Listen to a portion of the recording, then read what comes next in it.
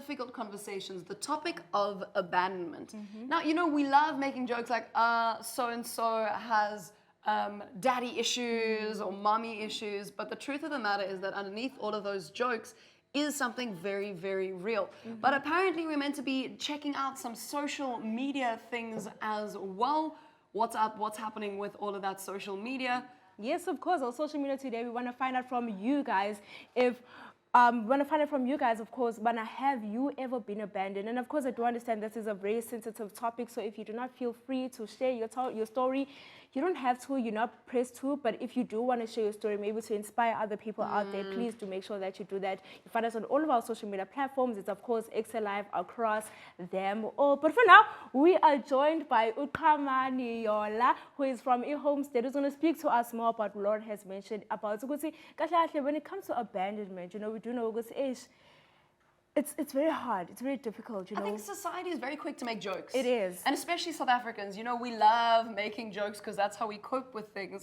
But I guess you, as beautifully dressed as you are today, welcome to the studio. How are you feeling? Thank you so much. I'm just glad that we are tackling social issues such as these, because some of these issues are left to professionals like myself, a social worker and psychologist. So I'm glad that a youth show like this is tackling this kind of issue, showing how serious it is. And perhaps for abantu bahleli phaya emakhaya, you know, and they don't really have an understanding of what it means, or abandonment, what it is, you know, in a whole holistic scope. Can you please just break it down to us? So abandonment issues for normal people like everyone, everyday people like us, we all experience abandonment issues. It's that fear of being lonely. It's fear that maybe your partner is going to leave you, your mother is going to leave you, but it's different when someone has been abandoned.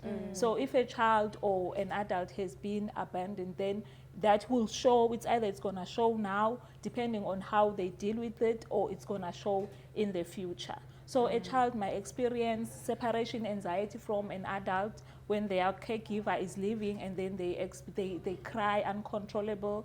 Like at school, they're being naughty, they're hitting other kids and all those things.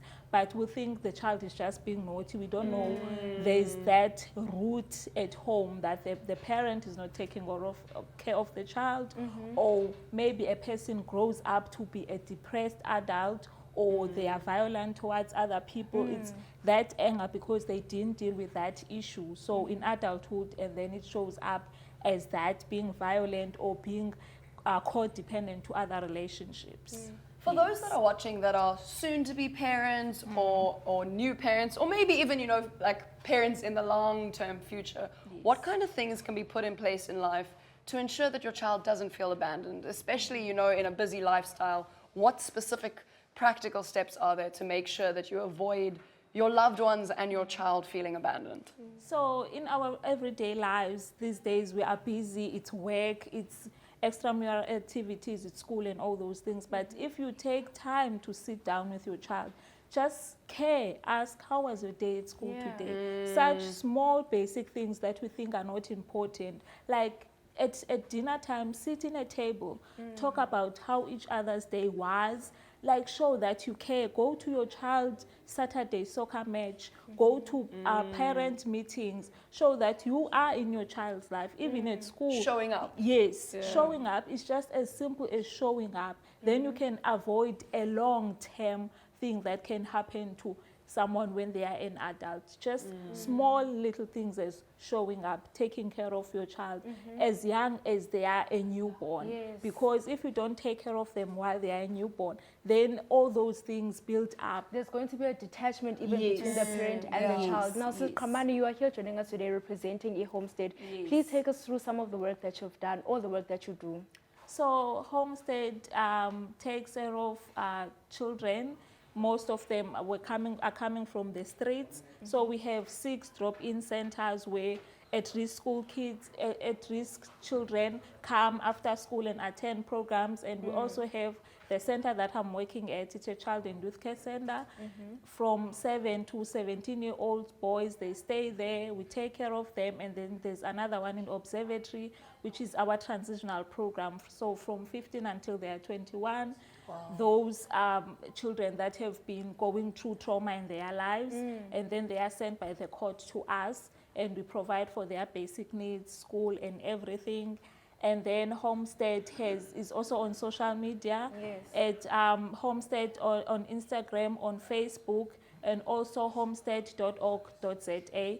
And then you can find out all the information that you can find if you want to donate or anything. Our head office is at 150 Strand Street in Cape Town if you want to do donations, school supply and all those things, so that we can work best in order to work with the kids. Yes, man, I think what you mentioned rather is very important, community building and working together. It's very important 100%. to have such organizations in our society, but what is rather even more important is for us as citizens to support these organizations, because they're not going to be able to flourish if we do not give them their support. So ladies and gentlemen, if you are watching this right now and you've been inspired by some of the stories that are shared here today, please do make sure that you go out, you support them, check out their social media pages and how you can actually donate.